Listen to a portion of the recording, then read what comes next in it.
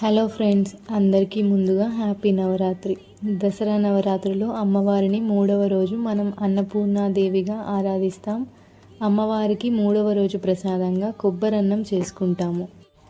అమ్మవారు అన్నదాన పరమేశ్వరి, భక్తులందరికీ ఆకలి లేకుండా ఆహారం ప్రసాదించే తల్లిగా భావిస్తారు. అన్నపూర్ణాదేవి అమ్మవారి చేతిలో ఒక చెంబు మరియు అన్నంతో నిండిన పాత్ర ఉంటుంది. ఈ అమ్మవారికి పూజించడం వల్ల మన ఇంట్లో ఎప్పుడూ అన్నధాన్య సంపద నిలుస్తుందని నమ్ముతారు.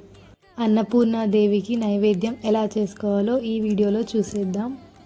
ముందుగా ఒక గ్లాస్ రైస్ తీసుకున్నాను. దానికి ముందుగానే మనం చేసి పెట్టుకున్న కొబ్బరి పాలను 2 గ్లాసులు ఎసురుగా వేసుకొని, ఒక స్పూన్ నెయ్యి, సరిపడా సాల్ట్ వేసుకొని ఉడికించేసుకోవాలి రైస్ని. మనం ఈ కొబ్బరి అన్నంని అన్నపూర్ణాదేవికి నైవేద్యంగా పెడతాం కదా. అన్న అంటే భోజనం, పూర్ణ అంటే సంపూర్ణత. భక్తులందరికీ ఆకలి లేకుండా ఆహారం ప్రసాదించే తల్లిగా భావిస్తారు మన అన్నపూర్ణాదేవి అమ్మగారిని.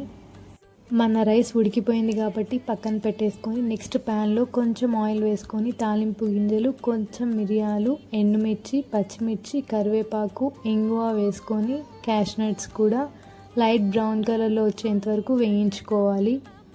ఇవన్నీ బాగా వేగిన తర్వాత మనం ముందుగా తీసి పెట్టుకున్న కొంచెం కొబ్బరి తురుము వేసుకొని, అది కూడా లైట్ బ్రౌన్లోకి వచ్చిన తర్వాత మనం ముందుగా చేసి పెట్టుకున్న రైస్ కలిపేసుకుంటే మన కొబ్బరి అన్నం నైవేద్యంగా మన అమ్మవారికి పెట్టేసుకోవచ్చు. అన్నపూర్ణాదేవి అమ్మగారు మనకు ఒక సందేశాన్ని కూడా అందించారు. అదే అన్నమే పరమాన్నం, అన్నదానం మహాదానం అనే సందేశాన్ని మనకు అందించారు. పేదలకు, భిక్షవాళ్లకు అన్నదానం చేయడం ఈ రోజున అత్యంత శ్రేష్టమైన పూజగా భావిస్తారు. ఈ 9 రోజుల ప్రసాదాలు మన ఛానల్లో రాబోతున్నాయి.